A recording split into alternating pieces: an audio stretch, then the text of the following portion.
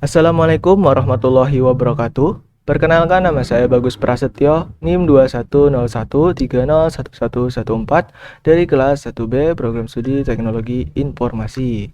Video ini saya buat untuk memenuhi tugas mata kuliah Jaringan Komputer 1. Dosen pengampu Bapak Hendrik Setio Utomo ST MMSI. Pada video ini saya akan menjelaskan mengenai materi pertemuan 2, yaitu peralatan jaringan komputer.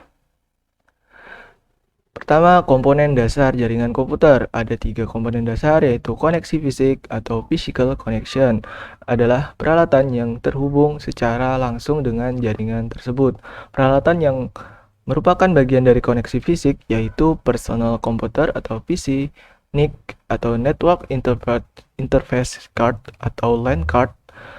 Kemudian ada network media berupa kabel ataupun tanpa kabel.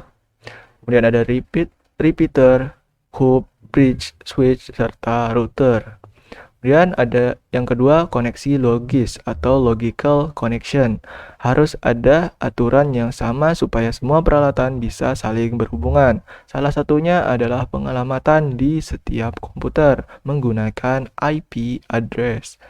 Dan yang ketiga, aplikasi atau application.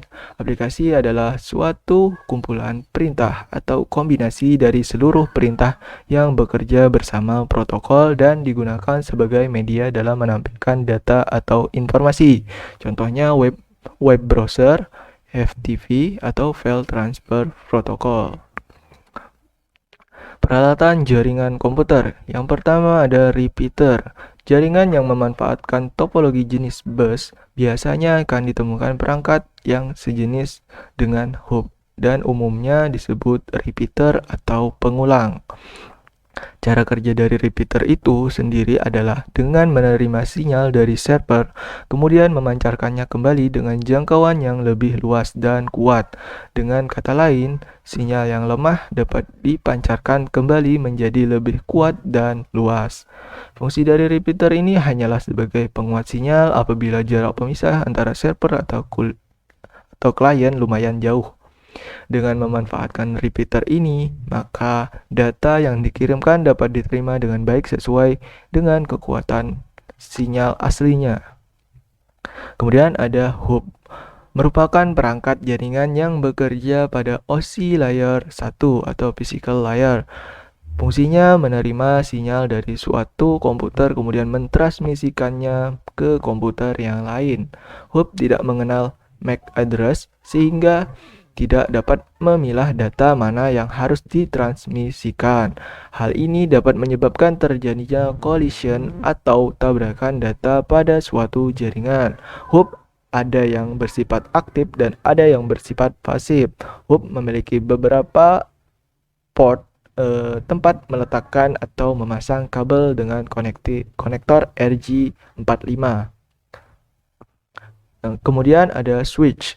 Hampir sama dengan hub, bekerja pada osi layer 2, data link layer. Bedanya dengan hub, switch sudah mengenal MAC address sehingga sudah bisa mengatasi terjadinya collision atau tabrakan data. Sudah memiliki jalur transmisi full duplex di mana memiliki 2 jalur terpisah antara transmitter dan receiver. Berikutnya, bridge. Sesuai dengan arti katanya, yaitu jembatan. Bridge berfungsi untuk menghubungkan atau menjembatani dua buah jaringan.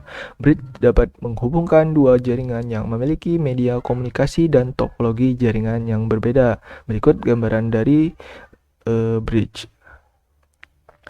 Selanjutnya ada router. Bekerja pada osi layer 3 atau network layer, router merupakan perangkat jaringan yang berfungsi menghubungkan dua jaringan atau lebih sehingga data dapat dikirim dari satu jaringan ke jaringan yang lain.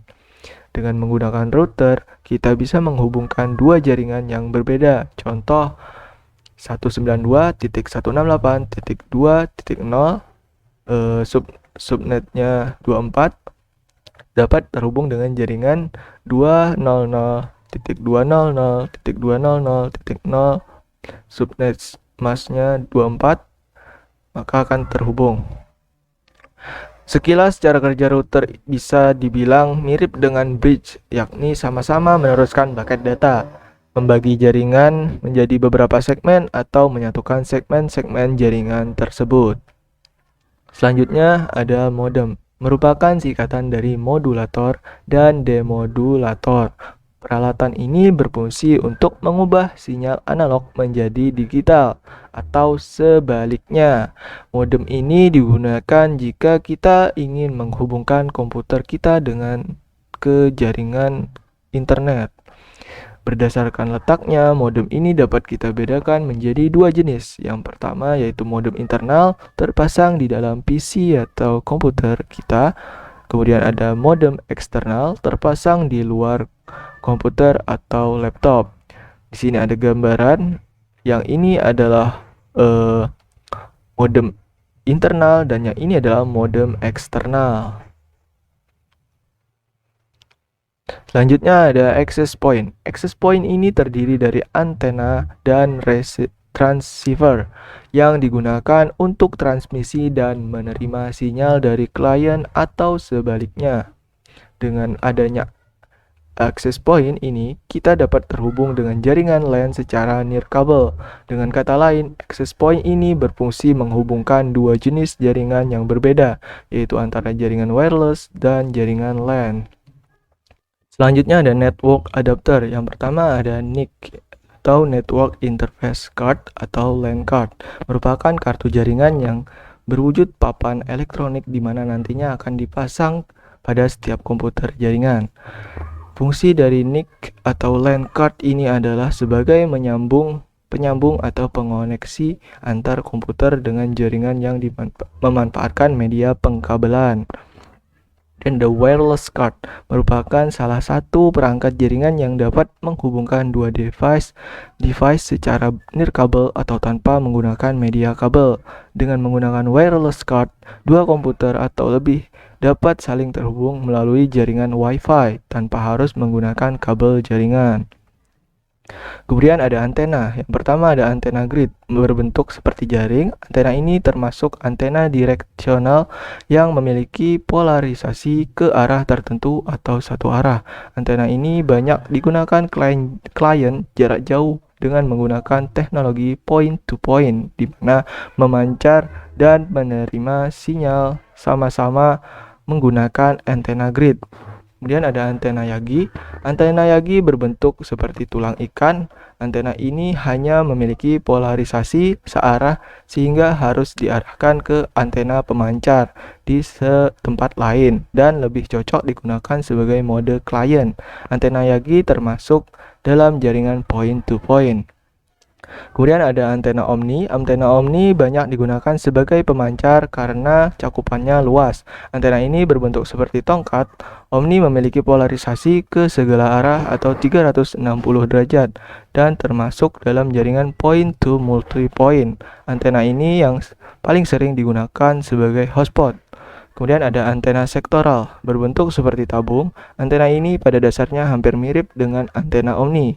Perbedaannya yaitu terletak pada bentuk dan arah pancarannya.